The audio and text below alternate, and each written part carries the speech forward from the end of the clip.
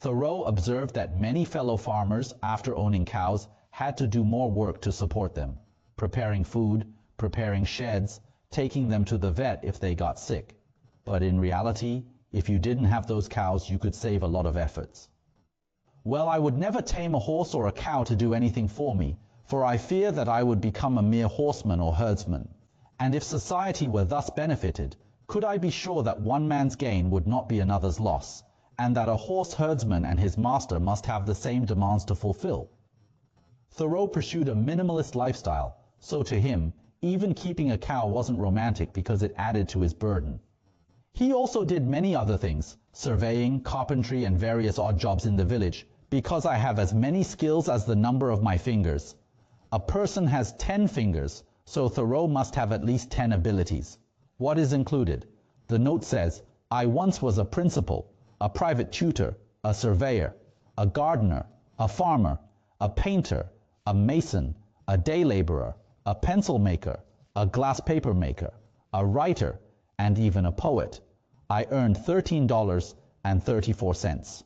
From July 4th to March 1st, when these estimates were made, lasting 8 months, although I lived there for over 2 years.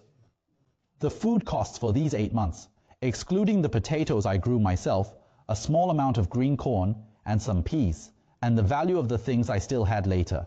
How much are the food costs? He listed all the things he ate: rice, syrup, rye flour, corn, pork, flour, sugar, etc. Indeed, I did eat $8.74 in total.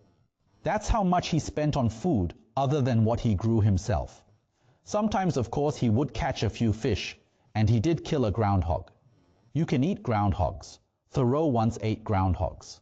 There were also some clothes and incidental expenses, with no specific accounts, and the total is $8.40.75. So finally, the house expenses, farm expenses, food expenses, etc. were added up to $61.9975, which was Thoreau's expenditure approximately over 8 months. Then, subtracting all the costs from the total income he had mentioned in the last part, the balance was minus $25.75, which means that he spent $25 in the first 8 months he lived in the place. This was about the same value as the money I prepared when I first started, and was an expected expense to be incurred. Besides, I gained leisure, independence, and health from it, as well as a comfortable house where I could stay as long as I liked. Today, many people are discussing whether we can embrace lying flat. In fact, Thoreau had already conducted such a social experiment back in 1845 and documented all the expenses, which is a particularly interesting matter. Next, let's look at what kind of freedom Thoreau obtained. He said, "Because I value certain things, especially my freedom, and because I can endure a hard life and even find joy amid hardship, I currently don't want to spend my time earning money to buy luxurious carpets or other high-end furniture, or exquisite cooking utensils, or a Greek or Gothic house. If someone thinks that acquiring these things is not a distraction and knows how to use them after obtaining them, I will gladly leave this pursuit to them." Thoreau actually had the opportunity to earn a lot of money. His family not only ran a school but also a pencil factory, manufacturing pencils. However, when Thoreau interned at that pencil factory and experienced it, he said, "I absolutely will not do the same thing day after day. I don't want anyone to accept my way of life for any reason.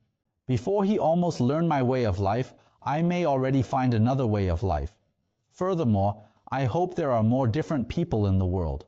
I hope everyone carefully finds and pursues his own path, not their father's, mother's, or neighbor's path. Young people can engage in construction, agriculture, or sailing, as long as it doesn't hinder them from doing what they really want to do." So Thoreau didn't expect everyone to learn from him. He just chose to do what he wanted to do.